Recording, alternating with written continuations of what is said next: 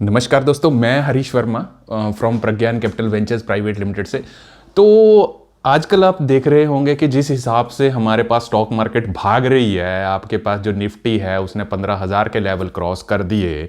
तो पिछले अगर हम 1-2 महीने की बात करें तो निफ्टी कम से कम 3-4 हज़ार पॉइंट्स जो है वो इस वक्त बढ़ा है। तो ये जो निफ्टी की चाल है, क्या आपको लगता है कि कहीं कुछ डाउनफॉल ना आए? आपको ये लगता है कि कहीं हमारे पास कोई क्राइसिस ना आ जाए? तो क्या ये निफ्टी की जो रफ्तार है ये कहीं पे थम पाएगी या ये इसी तरह बढ़ता रहेगा? तो देखिए, सबसे पहले मैं आपकी इंफॉर्मेशन के लिए बता दूं कि हो सकता है कि जो मैं कंसेप्ट्स बताऊं उसमें से कुछ लोग सेटिस्फाई ना हो, बट ये एक्चुअल में ट्रूथ है। देखिए दोस्तों, जब भी कोई चीज़ भागती है ना, तो उस चीज़ के ऊपर भी हमको चेक करना चाहिए कि कोई स्टॉक बढ़ रहा है या निफ्टी बढ़ रही है, तो उसके पीछे एग्जैक्ट में रीजन क्या है। अब मान लीजिए कि निफ्टी भाग रहा है, आपको रीजन का पता ही नहीं है कि क्यों निफ्टी की इतनी और सेंसेक्स इतना बढ़ रहा है। कई लोगों को मानना है कि हमारे पास बजट बहुत अच्छा आया तो हमारे पास ये निफ्टी जो है वो भागता ही रह रहा है। तो अगर हम पिछले डाटा के मुकाबले देखें 2018 में, अगर निफ्टी को देखें तो हम ये मान सकते थे कि 6 महीने में जो ना निफ्टी का जो मूवमेंट थी वो 1000-1500 की रेंज में होती थी। बट पिछले 2 महीने में अगर हमारे पास निफ्टी 3 या 4000 पॉइंट्स अगर बढ़ रहा है, तो ये एक सोचने वाली बात है, एक हैरान करने वाली बात है कि ऐसा क्या हो रहा है हमारी इकोनॉमी में, जब सारी तरफ पैनेडेमिक जो कोविड का है। हाँ, ये अलग बात है कि हमारे पास वैक्सीन आ गया है। तो क्या आपको लगता है कि जो हमारी इकॉनमी है वो वी शेप में जो है वो रिवाइव कर रही है, कि मार्केट में रियलिटी अगर ऐसा कुछ हो रहा है तो ये एक बहुत अच्छी बात है, तो आपको तो इन्वेस्ट करना चाहिए। बट अगर मार्केट में कुछ ऐसी चीजें नहीं हो रही हैं जिसके ऊपर विश्वास करना बहुत ही टफ है कि निफ्टी इतनी रफ्तार से क्यों बढ़ रहा है, कहीं ऐसा तो नहीं है कि ये 2007 वाली चीजें रिपीट कर ली जाए। तो देखिए दोस्तों, इस टाइम में हमारे पास बैंक के जो एनपीए ना वो ऑलरेडी इतने हाई हो चुके हुए हैं कि उनके ऊपर एक्चुअल में गवर्नमेंट का भी कोई कंट्रोल नहीं है। गवर्नमेंट ने अपनी एक पॉलिसी निकाल चुके हुए हैं, जो कि अगर आपके अकाउंट में 10 लाख पड़ा हुआ है और अगर बैंक को खुद ही बोला गया कि आप अपने एनपीए सेटल कर लो। इसमें सिंपल सी बात है कि अगर बैंक के पास 10 लाख रुपए पड़ा हुआ है आपका और बैंक वो कर्जे में डूब जाता है, जैसे यस बैंक आपके पास गया, लक्ष्मी विलास बैंक गया, तो बैंक के पास एक ऑथेंटिसिटी आ जाती है कि वो 5 लाख आपको वापस कर देंगे। पहले ये लिमिट 1 लाख की थी, फिर सरकार ने ये बढ़ा के 5 लाख कर दी और 5 लाख के आपको शेयर्स दे दिए जाए, क्योंकि सरकार ने बिल पास करके बैंक्स के ऊपर यह कानून बना दिया कि आप अपने एनपीए अपने आप निपटाओ, हमारे पास इसका कोई रोल नहीं है, हम आपके एनपीएस को अब ठीक नहीं कर सकते। क्योंकि आपने देखा यस बैंक में इतना घोटाला हुआ, डीएचएफएल में इतना घोटाला हुआ, तो ओवरऑल जो सरकार का जो बजट था, सरकार ने अपने बजट में 20,000 करोड़ का जो प्रोविजन रखा था, और जो हमारे पास एक्चुअल में इन दो बैंक्स का अगर हम कंबाइंड करें, इन्होंने बॉन्ड डिफॉल्टर करे, तो ये मैक्सिमम जो स्कैम्स था ये कम से कम 3-4 लाख करोड़ का था आपके पास स्कैम। बट सरकार ने 20,000 करोड़ का जो है एक प्रोविजन रखा, वो भी पीएसयू बैंक्स में। तो ये तो काम हो गया कि ऊंट के मुंह में जीरा डालने के समान। तो देखिए, मैंने पहले इस वीडियो में ऑलरेडी बता चुका था कि किसी भी देश की जो बैलेंस शीट होती है ना, इकोनॉमी तभी बढ़ती है जब उसके एनबीएफसी बहुत अच्छा कर रहे हैं, उसके कॉर्पोरेट्स अच्छा कर रहे हो, उसके रिटेल्स लोन्स काफी अच्छे जा रहे हैं, और चौथे जो कि एमएसएमई की जो बैलेंस शीट है वो काफी अच्छी हो रही है, तो देश की इकोनॉमी आगे बढ़ती है। बट जिस हिसाब से सेंसेक्स हमारे पास बढ़ रहा है, निफ्टी हमारे पास बढ़ रहा है, तो इन चीजों के ऊपर विश्वास करना बहुत मुश्किल है कि मार्केट में कंजप्शन बिल्कुल नहीं है और निफ्टी जो है वो लगातार बढ़ रहा है। तो उसके पीछे एग्जैक्ट में रीजंस क्या है?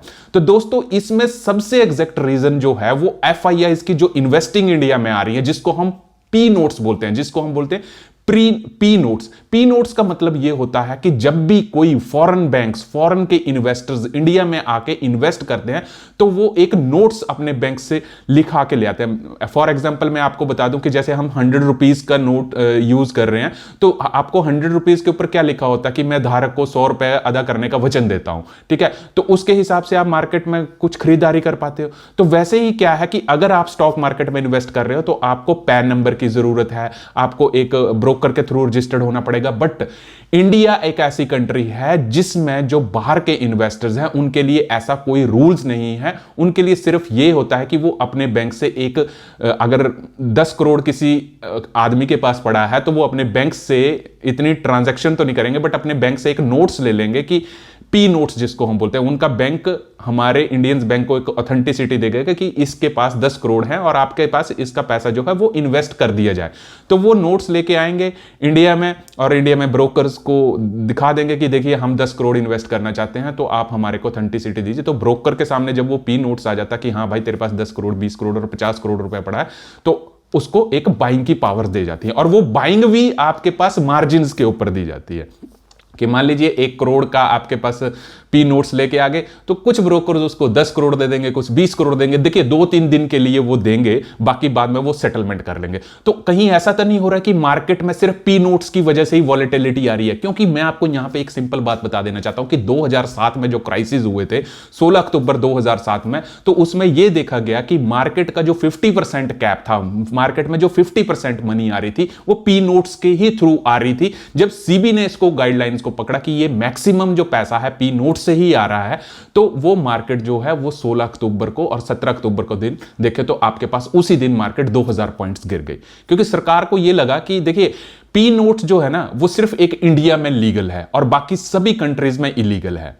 होता क्या है पी नोट्स, मैंने आपको जैसे बता दिया कि जैसे बाहर की कंट्रीज है, जैसे सिंगापुर है, मॉरिशस है, इन कंट्रीज में क्या होता है कि जब आप बैंक्स में पैसा रखते हैं ना, तो बैंक्स में पैसा रखने के लिए बैंक उनको इंटरेस्ट नहीं देते हैं, वो आपसे पैसा चार्ज करते हैं, मतलब 1-2% आपसे काटेंगे, ना कि वो आपको इंटरेस्ट देंगे। तो उनको ये लगता है कि बाहर की कंट्रीज में पी नोट्स जो है वो एक इलीगल है, किसी भी कंट्रीज ने उसको ऑथेंटिसिट नहीं किया है। सिर्फ एक इंडिया एक ऐसी कंट्री है जिसमें पी नोट्स के लिए किसी बाहर के इन्वेस्टर्स के लिए किसी ब्रोकर के साथ रजिस्टर्ड होने की जरूरत नहीं है। वो सिर्फ पैसा अपने बैंक से पी नोट्स लाएंगे, ब्रोकर्स के पास वो पैसा देंगे और ब्रोकर जो होगा उनको बाइंग की पावर दे देगा। वो अपना प्रॉफिट निकाल के जो भी उन्होंने 10 दिन में 1 महीने में या 2 महीने में पैसा कमाया वो उसको लेके निकल जाएंगे। तो बोलने का मतलब यह है कि हमारी इकॉनमी सिर्फ बूस्ट तब करेगी जब यहां की डोमेस्टिक ग्रोथ होगी, ना कि ऐसी कोई कंपनीज जो 1 महीने के लिए पैसा लगाया, रिटेल इन्वेस्टर्स को ट्रैप किया, अपना प्रॉफिट निकाला और भाग गए। तो मैं आपको यह सिंपल बात बता देना चाहता हूं कि जुलाई 2020 से स्टिल दिसंबर 2021 तक जो पी नोट्स की इन्वेस्टमेंट है, जो एफआईआईज की इन्वेस्टमेंट है, इन्होंने अभी तक कोई सेलिंग नहीं करी है, ये सिर्फ बाइंग करते जा रहे हैं। और ये बाइंग जो है ना ये 1 लाख करोड़ से अबव हो चुकी है, क्योंकि अक्टूबर तक ये जो बाइंग थी वो 80,000 करोड़ की थी, अब ये 1 या 1.5 लाख तक आपके पास चली गई है। तो इसकी वजह से जो है हमारे पास मार्केट में इतनी वॉलेटिलिटी देखने को आ रही है। तो यहां पे क्वेश्चन यहां पे अराइज ये हो जाता है कि क्या एफआईआईज की इन्वेस्टमेंट इंडियन मार्केट में गलत है? तो मैं देखिए एफआईआईज की इन्वेस्टमेंट गलत नहीं मानूंगा, एफआईआईज की इन्वेस्टमेंट भी बहुत जरूरी है, बट वो कंपनीज एफआईआईज ज्यादा विश्वास करने के योग्य हैं जो कि इंडियन मार्केट में सस्टेन करके पैसा लगा रही हैं। वो 1 साल 2 साल 5 साल के लिए पैसा लगा रही है। ऐसा नहीं हो रहा है कि एफआईआईज आ रही हैं, 15 दिन के पैसा लगाया, 16 दिन के लिए निकल गए। और आपको यह जानना बहुत जरूरी है कि लॉकडाउन के पीरियड में हमारे पास 16 कम से कम हमारे पास इंडिया में 8 से 10 लाख जो डीमेट अकाउंट है वो इस सेशन में ओपन हुए हैं। ठीक है, तो रिटेल इन्वेस्टर थोड़ा सा ये कोशिश करें कि अगर आपको प्रॉफिट मिल रहा है किसी स्टॉक्स में, अगर आपको अच्छा प्रॉफिट मिल रहा है तो आपको उसको बुक करने की कोशिश करें। ठीक है, क्योंकि सिंपल सी बात है कि आपको सिर्फ क्योंकि अब देखिए सिंपल सी बात है, हर्षद मेहता स्कैम क्या हुआ, तो वहां पे तो मार्केट बढ़ी रही थी ना, बढ़ रही थी, तो उसको बिग बुल माना जाता था। तो जब एसीसी का स्टॉक 250 से 9000 पहुंचा दिया 1992 में, तो रिटेल इन्वेस्टर पैसा लगा रहे थे, कंपनीज पैसा लगा रही थी, इवन म्यूचुअल फंड्स पैसा लगा रहे थे, बट एक्चुअल में जो स्कैम्स हो रहा था वो किसी को पता नहीं था। तो 2007 में भी बिल्कुल वैसा ही हो रहा था कि जो पी नोट्स की इन्वेस्टमेंट बहुत ज्यादा आ रही थी, और जब सेबी ने इसको देखा कि बहुत ज्यादा इन्वेस्टमेंट आ रही है, तो जब उन्होंने ये इस चीज के ऊपर ब्रेक लगाई तो अगले दिन मार्केट आपके पास गिर गई। तो सेबी ने ये जांचने की कोशिश करी कि जो उनकी शेल कंपनीज हैं, तो शेल कंपनीज के बारे में जब अब थोड़ी सी गाइडलाइंस आ गई हैं कि शेल कंपनीज के लिए कुछ रजिस्ट्रेशन और कुछ केवाईसी नॉर्म गवर्नमेंट ने कर रखे हैं, बट उस टाइम में जो आपके पास एफआईआईज थी उसके लिए ऐसी कोई कंडीशन थी, सिर्फ पैसा लगाइए और एक घूस की तरह इंडिया में पैसा इन्वेस्ट करिए और पैसा निकालिए और चली जाइए। तो जो एफआईआईज थे उस टाइम में छोटी छोटी कंपनीज को बहुत मैनिपुलेट कर लेते थे। ठीक है, तो उस स्टॉक की प्राइस को काफी ज्यादा हाई पे ले जाते थे। इन्वेस्टर्स को लगता था कि ये रियली में ग्रोथ हो रही है और वो उसके ट्रैप्स में आ जाते थे और एफआईआईज अपना माल निकाल के बेच जाते थे। क्योंकि सिंपल सी बात है ना कि एफआईआईज के पास लाखों करोड़ों रुपए हैं, एफआईआईज के पास। हम और आपकी इतनी हैसियत नहीं है, क्योंकि अगर हम और आप इन्वेस्ट कर रहे हैं तो मार्केट में हमारी इन्वेस्टमेंट कितनी होगी, 5 लाख, 20 लाख, 50 लाख, 1 करोड़ हो जाएगी आपके पास इन्वेस्टमेंट। तो एफआईआईज तो दिन की ही इतनी इन्वेस्टिंग करते हैं, तो हमारे को ये ध्यान नहीं रखना है कि मार्केट में कितनी एफआईआईज आ रही हैं। आपको सिर्फ ये ध्यान रखना है कि एफआईआईज जो हैं वो कंसिस्टेंटली कौन सी स्टॉक्स के ऊपर लॉन्ग टर्म के ऊपर होल्ड कर रही हैं। ठीक है, एफआईआईज का तो सिंपल काम है, एक महीना पैसा लगाया, दूसरे महीने पैसे निकाल के निकल गए। आपको स्टॉक्स, तो आपको कंपनी के ऊपर विश्वास करना चाहिए। अब टाटा मोटर्स के ऊपर बात देखेंगे, टाटा मोटर्स एक ऐसी कंपनी है, जब इसका स्टॉक 60 रुपए पे भी था तब भी एफआईआईज 450 प्लस थी, और अब अगर 350 के ऊपर स्टॉक जा रहा है तब भी आपके पास एफआईआईज 450 प्लस थी। तो इन कंपनीज के ऊपर एफआईआईज को पता है कि ये इंडिया का जो 70% ग्रोथ है ना बिजनेस की, वो टाटा मोटर्स की फॉरेन कंपनी से ही आ रही है। तो ऐसी कंपनीज के ऊपर आपको इन्वेस्ट करना चाहिए जहां एफआईआईज की ग्रोथ बिल्कुल सस्टेन है।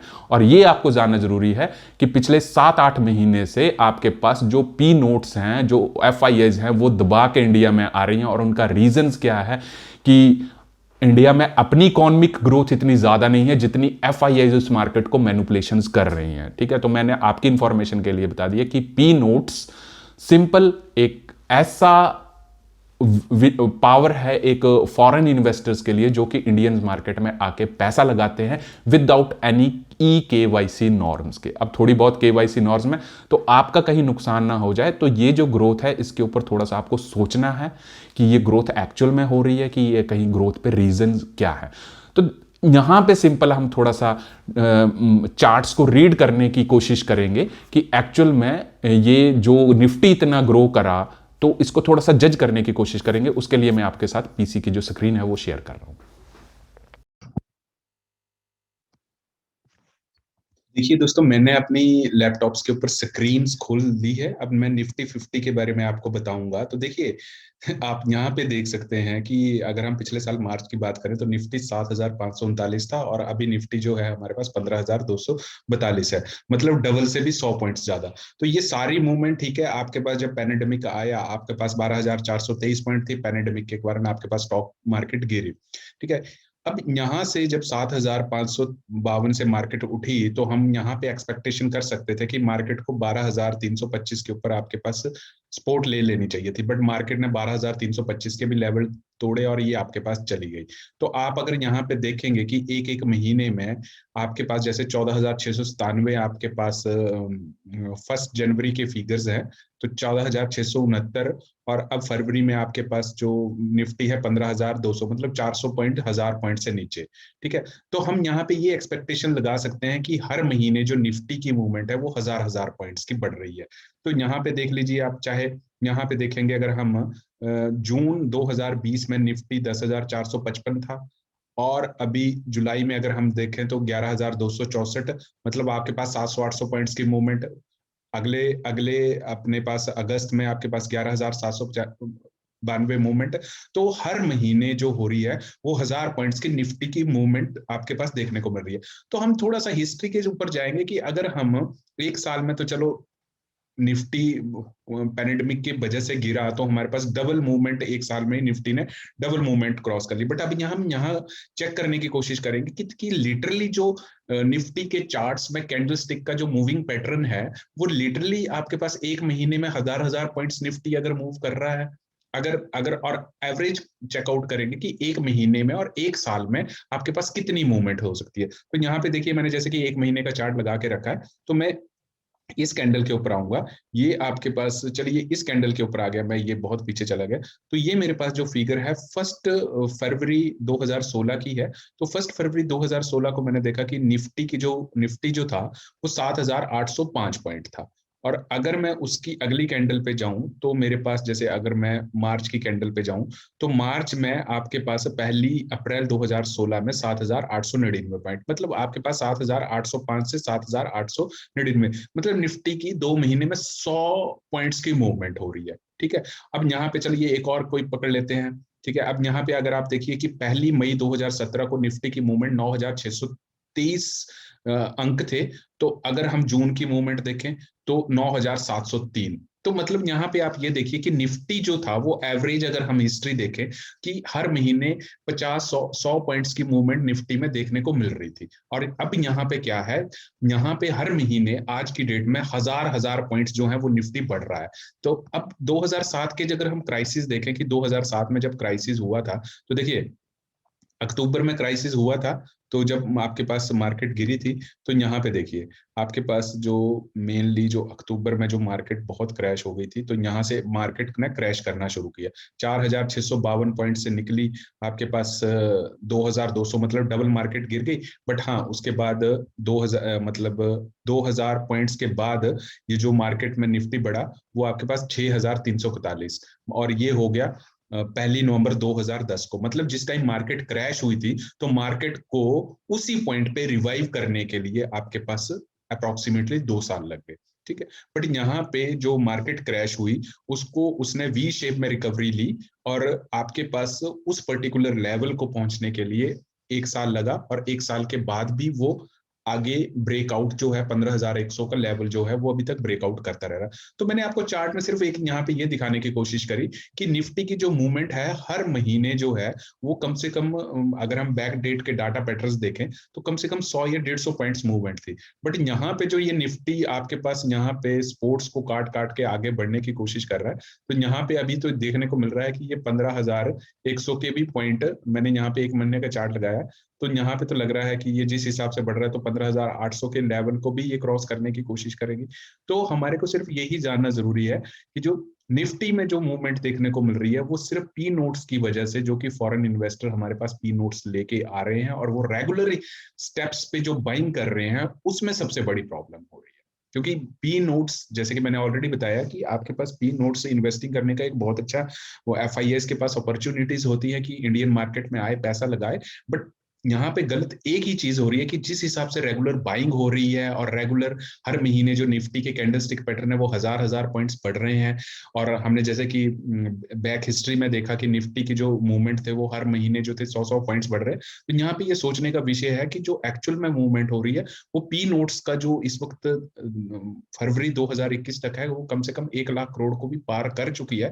तो हमारे को सिर्फ सतर्क रहना है कि मार्केट में जो वॉलेटिलिटी आ रही है वो सिर्फ फॉरेन इन्वेस्टर जो है मार्केट में पैसा लगा के मार्केट को मैनिपुलेशन करने की जरूरत कर रहे हैं। हाँ, बजट हमारा काफी अच्छा था, उससे हो सकता है कि आपके पास 100, 200, 500 पॉइंट्स की मूवमेंट हुई उस दिन मार्केट में, जैसा कि आपको देखा कि जिस दिन आपके पास बजट पेश आया, तो बजट के दिन अगर हम यहाँ पे वनडे का चार्ट लगाएंगे तो जिस टाइम बजट आया मार्केट ने फिर रिएक्ट किया था, क्योंकि लोगों को लगा कि बजट नहीं अच्छा आएगा, तो 14,750 से पॉइंट्स फिर आपके पास 13,625, मतलब 1,000 पॉइंट बढ़ी।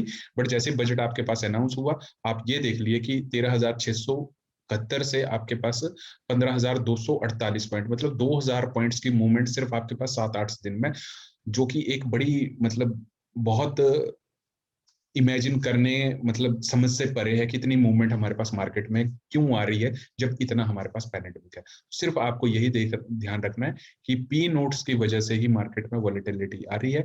तो आपको अभी इन्वेस्टमेंट बिल्कुल सोच समझ के करनी है, क्योंकि क्वार्टरली या मार्च के भी रिजल्ट आने वाले हैं, तो उसमें भी आपके पास बैंकिंग का जो एक्चुअल एनपीए का स्ट्रक्चर है वो आपके फ्रंट में आएगा। तो आप बिल्कुल ध्यान से सोच समझ के मार्केट में पैसा लगाइए, इन चीजों को ध्यान रखें। धन्यवाद।